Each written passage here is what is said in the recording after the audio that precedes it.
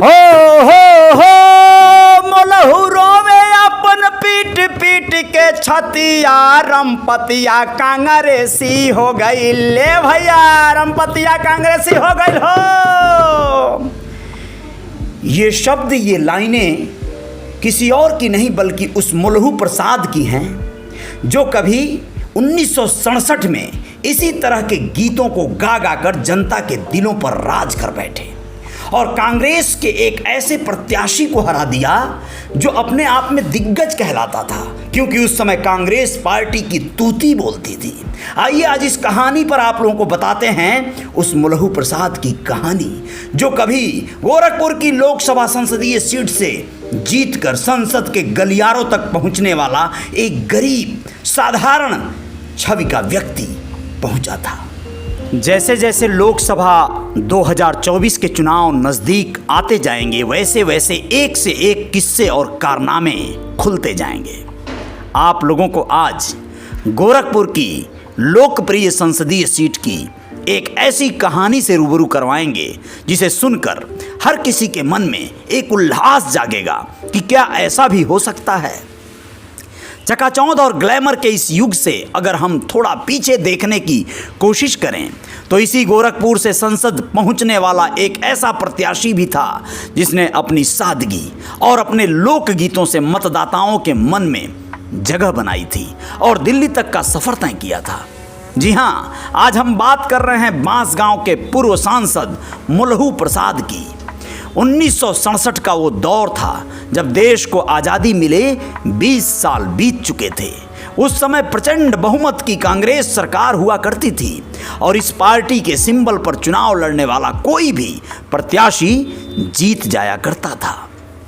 इसी समय हाथों में खजड़ी यानी डुगडुगी लेकर गाने गाने और गांव में पैदल घूम घूम कर प्रचार करने वाले एक प्रत्याशी का आगमन हुआ जिसका नाम था मोलहू प्रसाद। उन्होंने एक बड़ा उलटफेर कर दिया। उन्होंने तत्कालीन सांसद महादेव मुंशी को चुनाव हरा दिया। जी हाँ, महादेव मुंशी को चुनाव हराना यह एक चमत्कार जैसा ही था। मोलहू प्रसाद अपनी सादगी के लिए जाने जाते थे। उनका चुनाव प्रचार का तरीका भी नायाब था।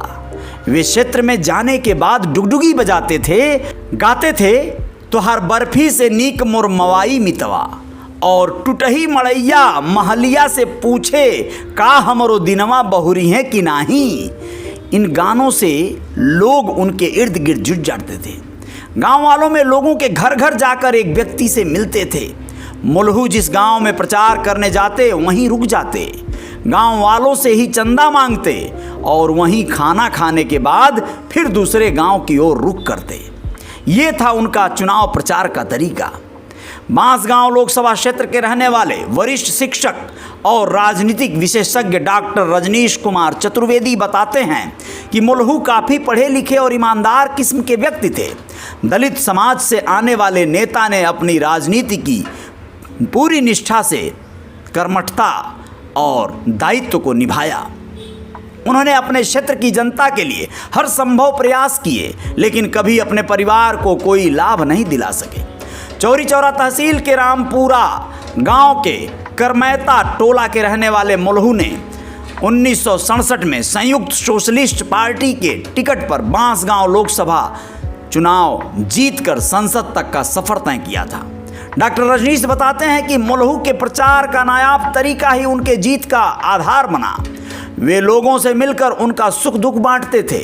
वे जिस गांव में प्रवास करते वहां देर रात तक चौपाल लगाकर सामूहिक भोज के साथ ही डुगडुगी बजाकर लोगों का मनोरंजन करते थे। उनके इसी सरल स्वभाव और नायाब प्रचार के तरीके और ईमानदारी ने लोगों के दिल में उनकी गहरी पैठ बना दी। डॉक्टर रजनीश ने यह भी बताया कि मोलहू प्रसाद आर्थिक रूप से बेहद कमजोर थे। उन्होंने बताया कि मोलहू के प्रचार अभियान में उनके साथी रामपति सहयोग किया करते थे। वे उनके साथ ढोलक बजाया करते थे। रामपति के पास पहनने को अच्छे कपड़े भी नहीं थे। एक बार रामपति ने मोलहू प्रसाद से कपड़े बनवाने की गुजारिश की। बेहद सादगी भरा जीवन जीने वाले मोलहू खुद ही गरीब थे। ऐसे में वे रामपति को कहां से अच्छे कपड़े सिलवाते। इसी बीच एक कांग्रेसी नेता ने रामपति को कुर्ता धोती और कंबल खरीद कर दे दिया और उन्हें अपने पक्ष में कर लिया। इसके बाद मुलहु प्रसाद अकेले हो गए। सहयोगी का साथ छूटने से निराश मुलहु जब कहीं जाते और लोग गाने की फरमाइश करते तो वे मुलहु रोवें आपन पीठ पीठ के छतिया, रामपतिया कांग्रेसी हो गई, गाना गाने लगते। ओह, मुलहु रोवें आपन पीठ पीठ के छतिया, रामपतिया कांग्रेसी हो गई। यह गाना सोचिए, जो कोई सुनता उसके दिल में क्या जगह बनती, उसकी आंखें नम हो जाती। उस दौर में इस गाने का असर कुछ ऐसा हुआ कि लोग लाठी डंडा लेकर रामपति के घर चढ़ गए और बोले कि तुम कांग्रेसी कैसे हो गए। नतीजा, रामपति ने कांग्रेस नेता से मिली धोती कुर्ता और कंबल उसके घर के सामने फेंकते हुए कहा कि मैं उस खजड़ी वाले यानी मुलहु प्रसाद के साथ ही रहूंगा। डॉक्टर रजनीश कहते हैं कि आज के दल बदल वाले दौर में जहां नेता व्यक्तिगत स्वार्थ को ध्यान में रखकर राजनीति करते हैं और पाला बदलने में मिनटों का समय भी नहीं लगाते, उनके समर्थक भी गुलाम की तरह उनके साथ शिफ्ट हो जाते हैं। वहीं एक दौर मुलहु प्रसाद जैसे नेताओं का भी था जब समर्थक के पाला बदलने के बाद साथी समर्थक ही उस पर दल बदलू का आरोप लगाते हुए विरोध शुरू कर देते थे। ऐसे दौर को भी देखा है इस गोरखपुर के संसदीय सीट ने। इस बार किस दौर से गुजरेगा, यहाँ पर दो दिग्गज बड़े कलाकार चुनाव लड़ रहे हैं, जो कि आप लोग जानते हैं। एक बहुत ही नामवर रवि किशन, जो भोजपुरी सिनेमा के चमकते सितारे हैं। वहीं दूसरी ओर एक महिला प्रत्याशी जो कि इंडिया गठबंधन से आती हैं, सपा की प्रत्याशी काजल निषाद।